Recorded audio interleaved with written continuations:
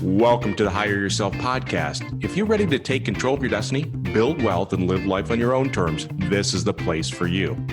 Each week, Nat and I will talk about business, franchising, and personal growth to help make you more successful. Good morning, Nat. Good morning, Pete. How are you doing? Oh, man, am I pumped up. What's got you pumped up today, Pete? I know you're surprised I'm pumped up. You know, I am pumped up because we were just at a franchise conference where we got 300 franchising experts in one room for basically 2.5 days. Oh, was it awesome? It was almost magical. Yeah, I agree. I took pages and pages of notes in my journal, and I was completely blown away myself. Yeah, I mean, Franchoice, they have their conference. It's a semi-annual event where they invite all these I think it's like 100 franchisors there, and then all the franchise consultants are there. They've got funding partners, and what an experience it is. Get everybody together. You know, my biggest takeaway from the 2.5 days is franchising's booming. I totally agree. It was like really refreshing just to go and be around a bunch of people that are making it happen. And the glass is definitely half full. Absolutely, right? And there was a lot of energy because franchising is booming. And you get into these rooms and you start seeing what's going on in franchising, and it's just everybody's got that.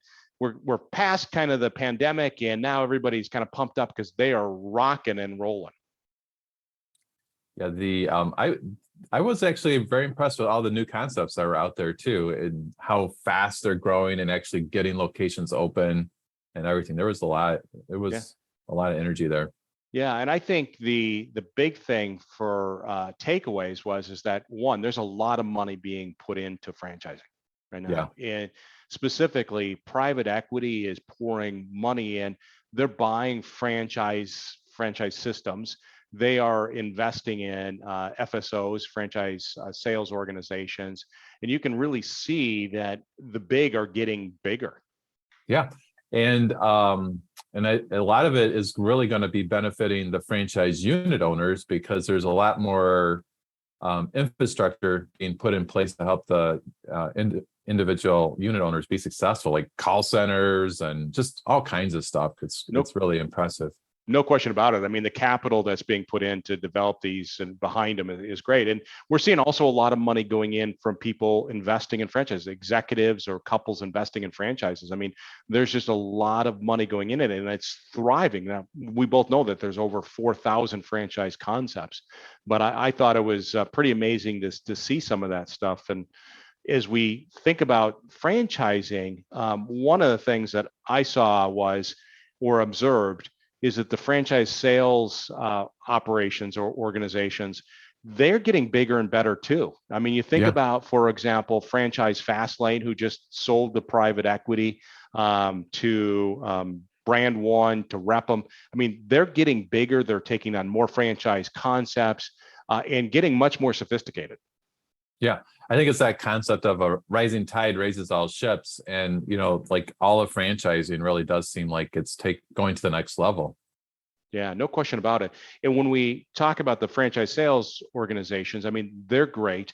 But then you also have franchise groups that are literally becoming very large. I think of Exponential, right? We've had them on our podcast before, where now they've got 10 different brands under the Exponential umbrella. And I know rumor has it they've got more coming. Yeah. The nice thing about that is that because they actually own the brands, they're actually very selective about the franchisees that they're even letting into the system. So they're not just like, you know, hey, if you could fog a mirror, we're going to sign you up. It's like they want guys that are going to be opening up 3 locations, you know, that can follow a system, follow a process, because it's a long-term relationship. You know, they're looking at the next 10 to 30 years for some of these owners. Yeah. And we had the 2 founders on it, but Horsepower Brands. Yeah. Wow. Same thing. Yeah. Wow, I think they've launched their 6 different franchise concept under that umbrella, and the infrastructure that they're putting in. Kind of that whole comment you made about putting capital in, from creating their own call center to buying their own digital marketing company to having their own recruitment company to their own back-end management company to help franchisees with the back-end management of the franchises. I mean, it's amazing the capital, but also the energy that's focused in and helping people become better franchisees or more successful franchisees. Yeah, I think the day of buying a franchise, researching and buying a franchise, like a newer system, where it's like just some guy that's got like 3 stores, that's probably kind of gone at this point, because franchising really is going to the next level where, there's so many concepts where you have franchise expertise that's running, helping them expand, or they actually are owning the concepts. Yeah. It's just making it much better all the way around for everybody. Absolutely. So I know you're like me, right? I go to this and we get to hear presentations, 6-minute presentations from like 100 franchises, right? And to me, get out your checkbook. No, it's like a kid in a candy store, right? I'm like, I want to invest in that one. I want to invest in that one. I mean, it's just so exciting from that standpoint. So I thought we would talk a little bit about some of the emerging areas in franchising or segments, as well as maybe some of the emerging franchises that we saw or got presentations with. Sound good? Perfect. Yeah. All right. So I'm going to start out with one. The first segment is Medi-Spas.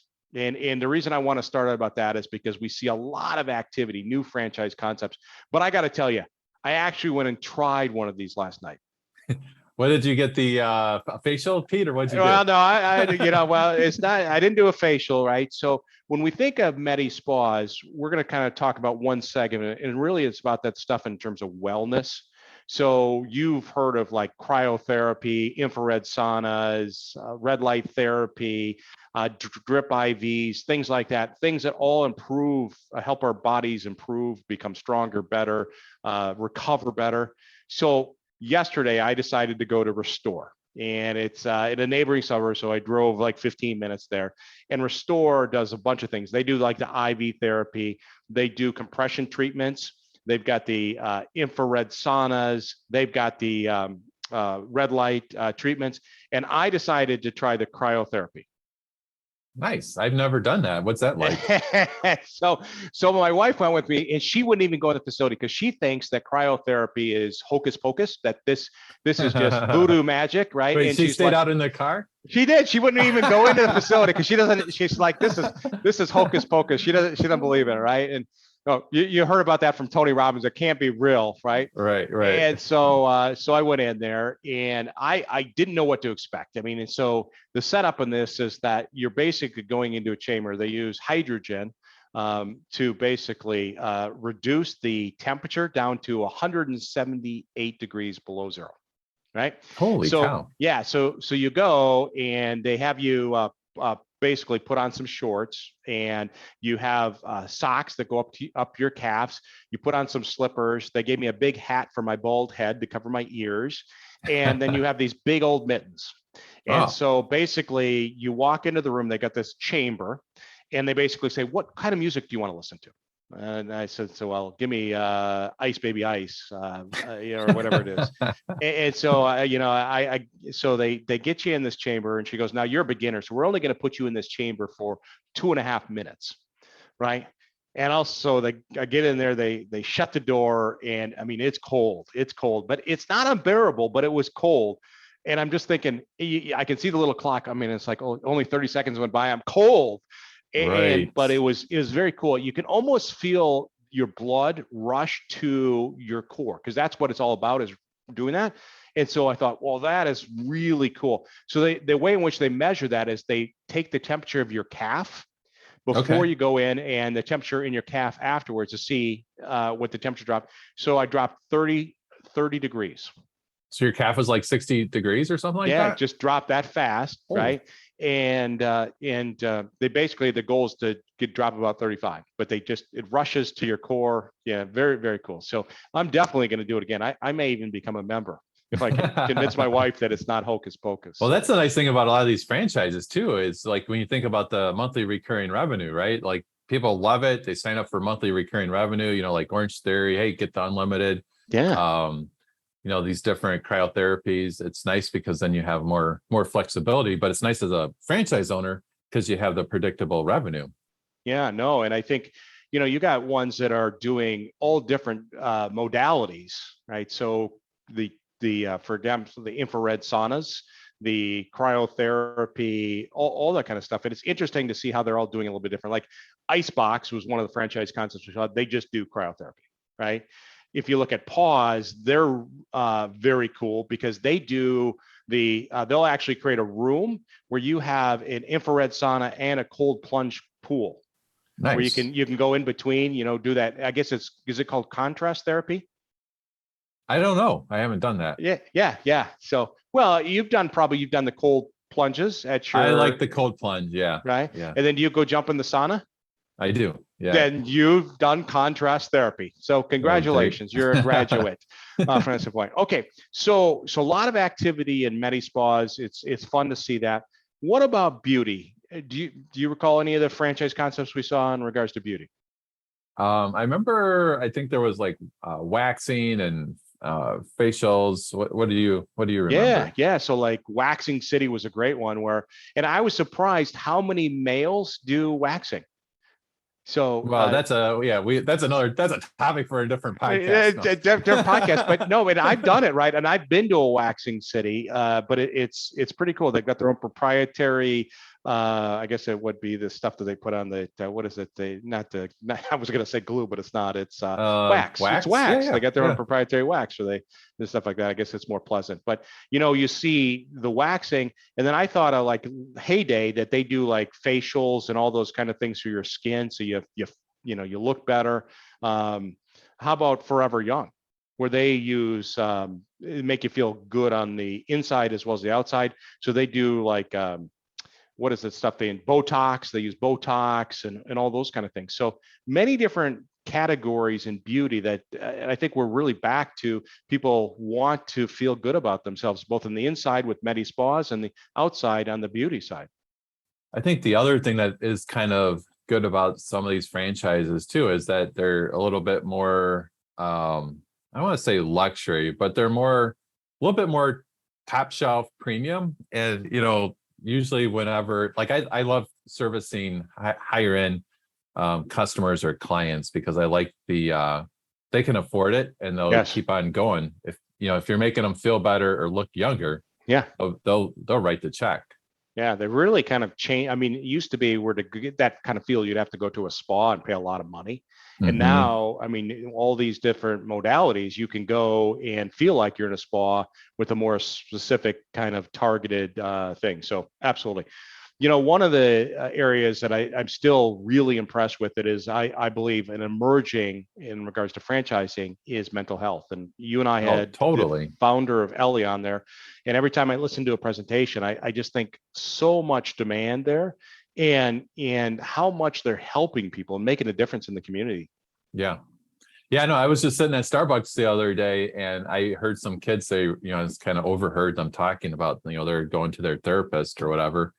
And I was like, yep, that like Ellie, there's huge market for Ellie. Yeah. Well, I think with everybody going through we had a problem with not having enough mental health care in general. Then we go through a pandemic that just really elevated the need for it for sure, locking people in their houses and all that kind of stuff. So Ellie is great. So mental health. What I was surprised is that we always hear about fitness, boutique fitness and all that kind of stuff. And everybody goes, well, it's saturated, but it's amazing how explosive growth continues with fitness. Yeah. Well, and the other thing, and I always remember hearing this over the last 10 years, like a lot of, the better franchises, they're like, we're not afraid to go open up right next door to XYZ, mom and pop fitness thing. Because they knew that when and if it ever slowed down, that, the franchise would survive and actually thrive. And then the mom and pops would go out of business. And actually, that I heard that quite a bit at the conference was that, with some of those exponential brands, like they're last man standing and they're like their membership is growing like crazy. They're growing like crazy. They're past where they were in 2019 prior to COVID-19. They just continue to grow. And I think it's because, again, people want to feel good about themselves. And I had a franchisee that invested in their Rumble, their boxing franchise. Yeah. And he said it's an absolutely amazing experience. But he said he's never seen so many people so excited about this idea of going in and working out and doing a boxing workout. And he was telling me that people love to buy the gear, the shirts that say, Rumble, and get the swag. Yeah. So, but we've seen so much of the industry changing too in fitness. We're leveraging technology. We had the founder of Body 20 on, right? That they use technology to hack the workout. To a simple workout like Alloy personal training, where they've taken personal training and they've done it more in a group setting. I thought that was pretty amazing. Yeah. And you actually did that Body 20 workout, right? Oh, yeah. Kick my butt, right? So I guess I'm the guinea pig for all these new franchise concepts. You got to start coming with me. Yeah, sure. I like kind of like egg you on, and then you go, and then you come back like, oh, it was really hard. yeah, really hard. That was a hard workout. How about if we talk a little bit about home services? I think we all got stuck in our houses during the pandemic, but we're seeing explosive growth in companies that provide services to homeowners and businesses. Yep. Yeah, I always call those like the non-sexy businesses, because they're they're things that people need. A lot of times it's like recurring revenue, so people need it every few months or every year, and you don't need a retail location, so you have trucks, like a chuck in a truck, and then you expand. You hire another chuck, and you get another truck, and keep on going. I love home service businesses. I really like what Horsepower Brands is doing. They're taking multiple concepts under home services and basically bundling them together. And the one I think about that I saw the presentation was Heroes Lawn Care, where they do fertilization under that. They also do irrigation, so fixing sprinkler systems. They pick up dog waste, and I think they're going to add like the mosquito spraying, stuff like that. And that's brilliant to take multiple different services, put them under one concept, so that it can be, one, for the franchisee, a bigger revenue opportunity, right? But number two is that it's one comfortable name offering all those services to the homeowner. Exactly. Do you remember those guys do lawn mowing at all? No, they don't do that. I was like, it's actually kind of genius not to do that, because then I see in my neighborhood all the trailers with the huge lawn mowers and the gas and everything. Yeah, but that's kind of a good little niche those guys have. Yeah, right. But you see the same thing with their Mighty Dog Roofing. They got multiple different services under that. So I think we're seeing more and more of that. And then there are other companies that just focus on one thing, right? That are service-based businesses, like think of Brothers Gutters, that just do gutters. That's all they do is gutters. Yeah. Right. Or like iFoam, all they do is insulation. So it's interesting to see how that's growing. What about like business services? Any franchises that you saw there that, kind of that B2B that were interesting? No, there was none. No, you're killing me here. I think that I remember that Fast Test Labs, which is B2B, drug testing, basically. I think that's just going to become more and more important in the future as employers are trying to make sure everybody's safe, especially like truck drivers and things like that. Yeah, required service, right? Truck drivers have to be tested. And I like how they've taken Fastest Labs and they've taken it and they've taken the medical piece out of it. So they don't have to have medical professionals. They have their own proprietary way in which they can do the tests, and they can have the results back in like 1 minute opposed to waiting 3 days. So it seems like it's a great way for companies to be able to get their employees tested in a fast, easy, safe way, and time is compressed. So that's good. What about, what I saw a lot of activity, and no surprise, is because everybody bought pets during the pandemic, is a lot of activity around pets. Yeah.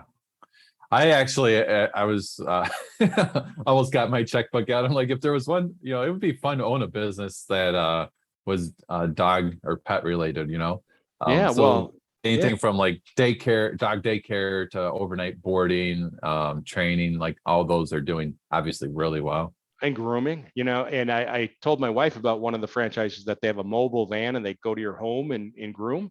And she Yeah. goes, "Oh my goodness, this is like got to be the greatest business ever. We should invest in that." And she said, "Because it's so hard to find a groomer, and then you got to wait a long time to get in." I just didn't realize there was so much demand.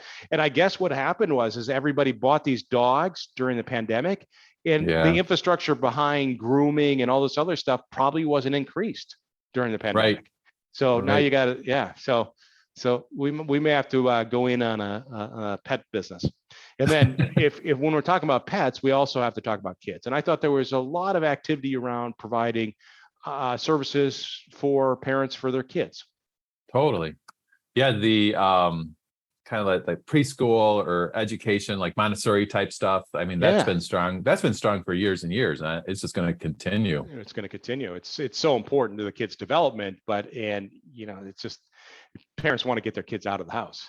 Exactly. My wife was, I want them to go to preschool. It's as much about learning as much about, hey, they need to get out of the house for a little bit. So perfect.